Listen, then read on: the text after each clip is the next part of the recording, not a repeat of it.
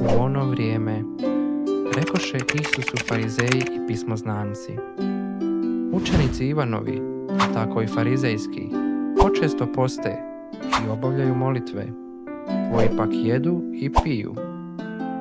Reče im Isus: Ne možete svatove prisiliti da poste, dok je zaručnik s njima. Doći će već dani, kad im se ugrabi zaručnik, tada će postiti u one dane.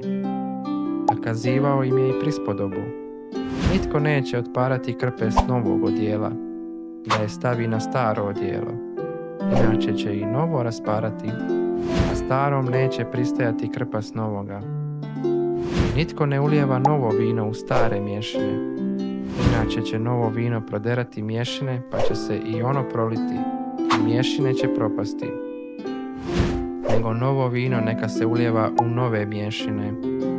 Nitko pijuć staro ne zaželi novoga, a veli se: valja staro.